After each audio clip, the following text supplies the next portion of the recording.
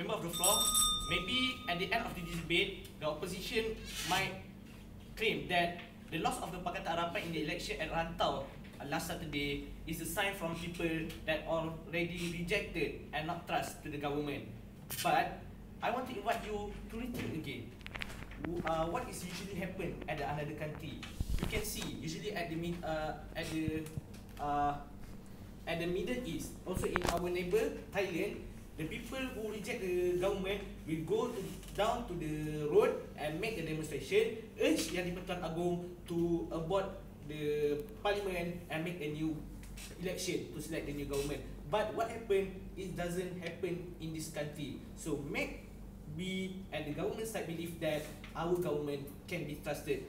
Assalamualaikum warahmatullahi wabarakatuh, and very good morning. I bid to Speaker of the House, my government team, the opposition team, and ladies and gentlemen.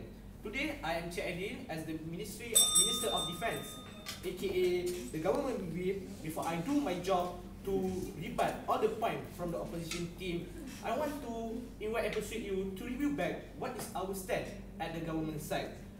First, to answer the motion, is can the government be trusted? We say yes, because first, our stand is the current government Pakatan Harapan had a clear vision to uphold the reformation agenda, which is in this argument that we give by the Prime Minister Afina. He said that in the reformation agenda, we had to do a many plan. Example for anti-corruption plan, that we want to abolish and vanish all the corruption case in the government sector, and also how we execute that by we ask all the member of the parliament to declare their asset, and also we not only to capture the Putrajaya, but we also want to reform all the institutions to make sure that we have integrity in govern this country. And also in our second stand is we believe that the government can be trusted because the first, we have the improvement of the freedom, whereby we give a freedom for anyone to critique the government. We give the freedom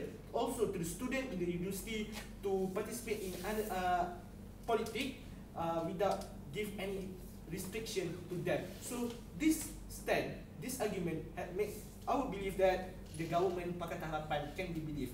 So we will go to the point that we will go one-to-one and reject all their vague point for opposition team. Okay, first of all, their case is very vague because the first, they said that government cannot be trusted. But what is their basic of this opposition, this opposed to the motion? What is their clarification? Why the government cannot be trusted? And also, if they cannot trust the government, who will their trust? Is it people or the opposition party? That will be clarified in their argument. And also, let's go to the first Prime Minister and the leader of opposition. First, they said that we at the government Pakatan Harapan need to reform the economy, also another than reform the institution for maintain integrity.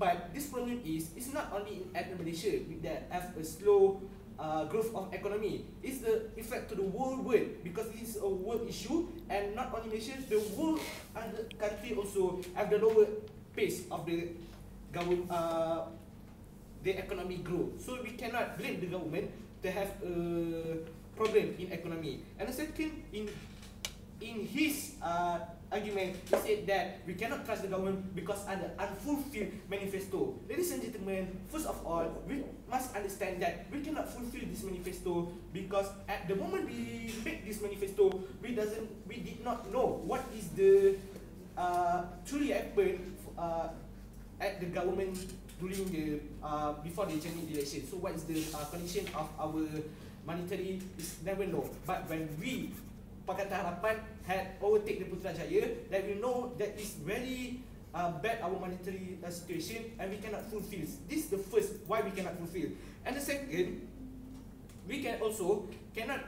It's not fair to just we cannot fulfill the manifesto because for 60 years the Barisan Nasional had already fulfilled their manifesto when they achieved the 5 years of their term in every each election. Means that it's not fair to judge the Pakatan Harapan that only govern for 1 year, almost 1 year, that not fulfill the manifesto. Although that they only said that 10 days, 10 promise in 100 days, it's not the only manifesto that be proposed by the Pakatan Harapan, it also contains another 60 article in the buku Harapan, which have many other manifesto that will be executed during this term for general election 14. And also, it's not only the GST that we abolish. There are many another manifesto in 10-day promise in 100 day, 10 promise in 100 day. Like first, we also had review the big project such as ECRL and the pipeline gas in Sabah Sarawak, and we also had provide the KWSP for the homemaker. So it's not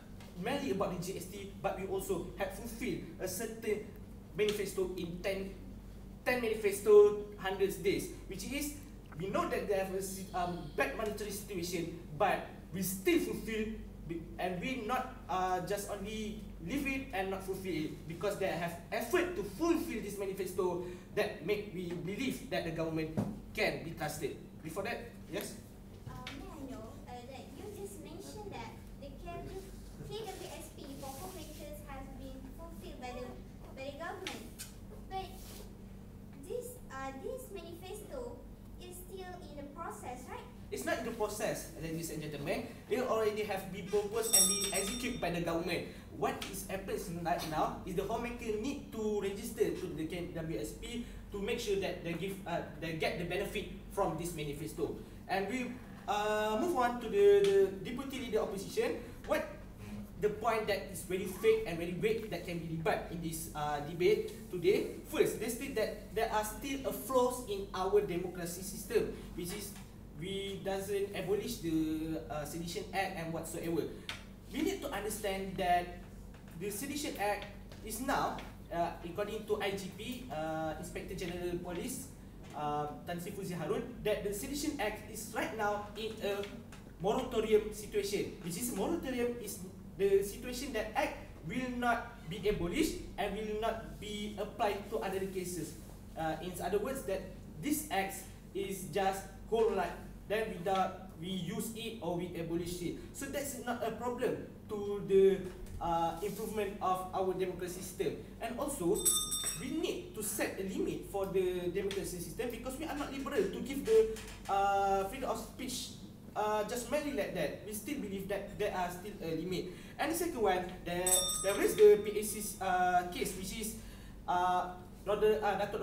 Ronald Candy still become a chairman of the PAC. It's not a problem anymore, because Mahathir had already heard about the urge from all parties, including Nurul Izzah, whereby they have already changed the leader of a PAC, which is their point Dr. Nuraini to be the PAC member. And also, for example, the issue of PTPTN, we already know that we have not enough money, but we have taken a step to achieve this. We give the exception for the people who have a salary under the 40,000 ringgit from exception to not pay back the PTPTN. And also, the lastly about the credibility of MP is already been resolved, by whereby the Election Commission had already ordered the government to put back the truck from Jabatan Perhutanan to its place, and also for the certificate, that also until right now they have no proof is that certificate is false or is an origin, because we believe that the person are not guilty until it's been proven.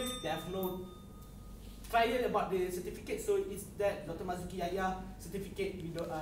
We cannot assume that it's a fake. So ladies and gentlemen, because of this point, we rebut all the cases at the government side, and we believe that Pakatan Harapan is the good choice. Although I'm wearing blue today, but my heart is to the red. So I rest my case. Assalamualaikum warahmatullahi wabarakatuh.